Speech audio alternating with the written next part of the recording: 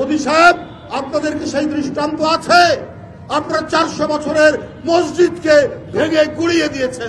শেখ হাসিনা পালিয়ে গেছেন। এই মনোকষ্টে আপনারা অসংখ্য মিডিয়ায় প্রতিদিন বক্তব্য রাখছেন।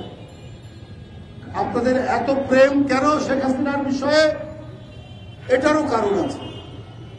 কারণ ভারতের বিএসএফ প্রায় দিনই 2 দিন 3 দিন পর পর আমাদের সীমান্তে বাংলাদেশিদের হত্যা করে। একমাত্র শেখ হাসিনার সরকার ছাড়া বাংলাদেশের বিভিন্ন রাজনৈতিক দল এটার প্রতিবাদ করে। দিল্লির সিংহাসনে যারা আছেন তারা দেখছে, আরে আমরা অন্যায় করি, বাংলাদেশের মানুষকে হত্যা করি, শেখ হাসিনা তো টু শব্দও করে না। এই রকম প্রধানমন্ত্রী তো আমাদের দরকার। অতএব শেখ হাসিনা নির্বাচিত হোক না হোক, ও ফ্যাসিস্ট হোক, তাতে কোনো যায় আসে না, ওকেই ক্ষমতায় রাখতে হবে।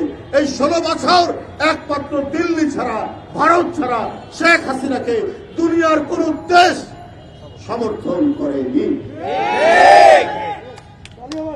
এই কারণেই আজকে তাদের মনে খুব ব্যথা। এই কারণেই প্রতিদিন তারা বাংলাদেশের বিরুদ্ধে বিষোদ্গার করছে। আমরা ভারতের বিরুদ্ধে বিষোদ্গার করতে চাই না, আমরা চাইও নি। বাংলাদেশে একটি পরিবর্তন হয়েছে। এই পরিবর্তন 16-17 বছরের নিরন্তর সংগ্রামের মধ্যে দিয়ে। এই আন্দোলনের নেতৃত্ব দিয়েছিলেন বেগম খালেদা জিয়া, দেশনেত্রী বেগম খালেদা জিয়া। তাকে মিথ্যা মামলায় সাজা দিয়ে একটি ধ্বংসস্তূপ জেলখানার মধ্যে রাখা হয়েছিল। বিএনপির ভারপ্রাপ্ত চেয়ারম্যানকে মিথ্যা মামলায় সাজা দিয়ে তিনি যাতে দেশে না আসতে পারেন সেই ষড়যন্ত্র করেছে। এই বাংলাদেশে নতুন নতুন শব্দ চালু করেছিলেন শেখ হাসিনা। গুম, আমরা আগে কোনদিন গুম শুনিনি। ক্রস ফায়ার, আমরা এর আগে শুনিনি।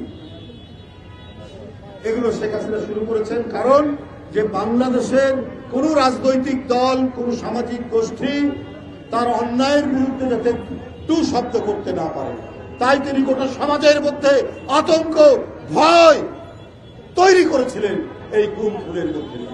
আমি দিল্লির মস্কোতে যারা আছেন তাদেরকে বলি, যখন বাংলাদেশের মানুষের উপর শেখ হাসিনা অত্যাচার করছে, গুম করছে, ক্রস ফায়ার দিচ্ছে, মানুষের লাশ পাওয়া যাচ্ছে নদী, নালা, খাল, বিল প্রত্যেকটি জায়গায়, সেই দিন কিন্তু কেন আপনারা একটি টু শব্দ করেননি? কারণ শেখ হাসিনা আপনাদের আপনজন। আপনাদের অন্যায়, আপনাদের সমস্ত অবৈধ কাজ শেখ হাসিনা মেনে নেয়, কিন্তু বাংলাদেশের মানুষ এটা মানে না বলেই আজকে বাংলাদেশের বিরুদ্ধে আপনারা বিষোদ্গার করছেন, বাংলাদেশের বিরুদ্ধে আপনারা নানা ধরনের অপপ্রচার করছেন, সংখ্যালঘুদের উপর বলে নির্যাতন করছেন। কোথায়? এইবারে সবচাইতে শান্তিপূর্ণ দুর্গাপূজা হয়েছে বাংলাদেশে। হিন্দু, মুসলমান, বৌদ্ধ, খ্রিস্টান কাঁধে কাঁধ মিলিয়ে আমরা সাম্প্রদায়িক সম্প্রীতি আমরা বজায় রেখেছি। মোদী সাহেব, আপনাদেরকে সেই দৃষ্টান্ত আছে। আপনারা 400 বছরের মসজিদকে ভেঙে গুড়িয়ে দিয়েছে। আপনারা নামাজের উপর আক্রমণ করেন, নামাজরত অবস্থায় মানুষের উপর আপনারা আক্রমণ করেন, সেই ছবিও আমরা ভাইরাল হতে দেখেছি। পুলিশ বুলেট দিয়ে আঘাত করছে। কিন্তু বাংলাদেশ অসাম্প্রদায়িক দেশ, এখানে মুসলিমরা সংখ্যাগরিষ্ঠ, তারপরেও আমরা প্রীতি, সম্প্রীতি, শুভেচ্ছার বন্ধনে আমরা হিন্দু, মুসলমান, খ্রিস্টান সবাই একত্রিত।